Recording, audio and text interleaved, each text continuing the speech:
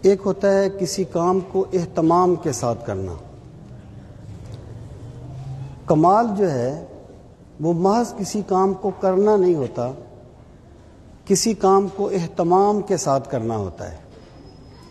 امام غزالی کہتے ہیں کہ ایک آقا تھا، وہ اپنے نوکر کو، اپنے غلام کو ڈانٹ رہا تھا.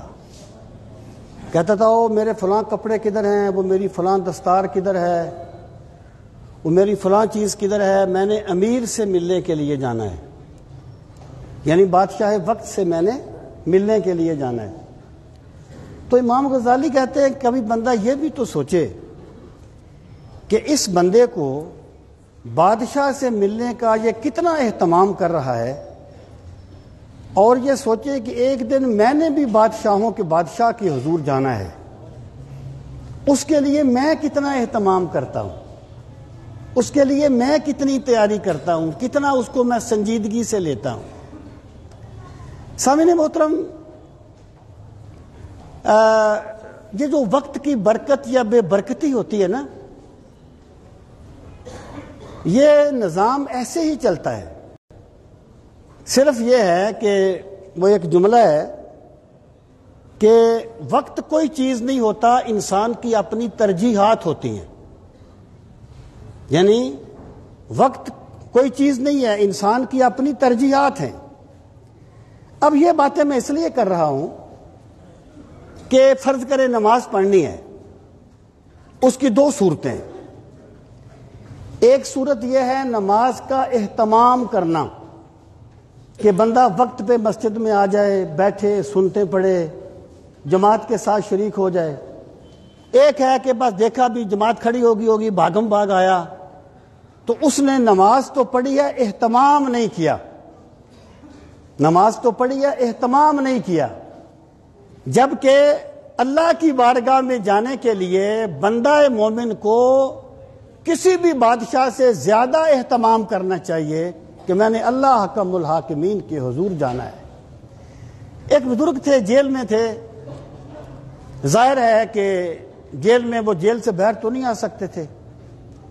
جب جمعے کا دن ہوتا تو وہ کپڑے پہنتے جیسے ان کے پاس تھے، تیاری کرتے، اور گیٹ پر آ کے کہتے بھی میں نے جمعے کے لیے جانا ہے. تو وہ کہہ دیتا، وہ جو گیٹ پہ ہوتا، بھئی حضرت اجازت نہیں ہے. اس کی تو ڈیوٹی تھی، اجازت نہیں ہے. وہ کہتے مولا میں نے جمعے کا اہتمام کر لیا، میں تیاری کر کے آ گیا، اب مجھے اجازت نہیں ملی تو اس میں مجھے معذور جاننا. میں آپ سے یہ عرض کرنا چاہتا ہوں کہ نظام ایسے ہی چلتا ہے، بندے کو ذرا اپنی فکر بدلنی چاہیے.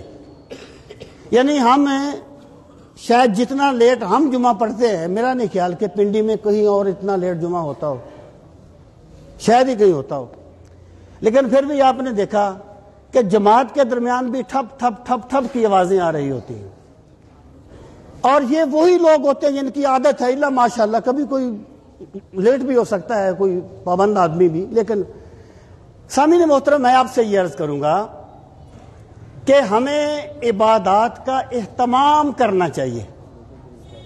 وہ جس کو کہتے ہیں نا پھٹیک، یہ پھٹیک نہیں ہوتی. اشفاق صاحب کہتے تھے عبادات کو سیلیبریٹ کیا کرو، سیلیبریٹ کیا کرو عبادات کو. یعنی بندے کا اتنا لگاؤ ہو کہ وہ اہتمام کر کے یہ عبادات ادا کرے. اور جمعے کے بارے میں رسول کریم علیہ الصلوۃ والسلام کی ایک حدیث مبارکہ کا مفہوم ہے. آپ نے فرمایا جو بندہ پہلی گھڑی میں آ جاتا ہے، اللہ تعالیٰ اسے ایک اونٹ ذبح کر کے صدقہ کرنے کا ثواب دیتا ہے، اور جو دوسری گھڑی میں آتا ہے اسے ایک گائے ذبح کر کے صدقہ کرنے کا ثواب دیتا ہے، جو تیسری گھڑی میں آتا ہے اسے ایک دمبا ذبح کر کے صدقہ کرنے کا ثواب دیتا ہے، جو چوتھی گھڑی میں آتا ہے اسے ایک مرغی کا ثواب دیتا ہے. اس کے بعد فرشتے وہ رجسٹر بند کر دیتے ہیں. میں یہ عرض کرنا چاہتا ہوں کہ تھوڑا سا وقت ہمیں چاہیے کہ پابندی سے، وہ کہتے ہیں نا ابھی وقت دینا، یہی ہوتا ہے وقت دینا. اللہ دین کو سمجھنے کے لیے وقت دینا، نماز کے لیے مصروفیات میں سے وقت نکالنا، چیز کا اہتمام کرنا، اہتمام کے ساتھ عبادات ادا کرنا، ورنہ یہاں پر کسی بندے کے پاس ٹائم نہیں ہے، ہر بندہ الجھا ہوا ہے، کسی کے پاس ٹائم نہیں ہے. Time is nothing, it is all the functioning of your interesting. Time کوئی چیز نہیں ہے، یہ ساری چیز بندے کی توجہات ہوتی ہیں اور بندے کی اپنی ترجیحات ہوتی ہیں. تو اللہ تعالی ہمیں اپنی عبادات کو ترجیح اول بنانے کی توفیق نصیب فرمائے.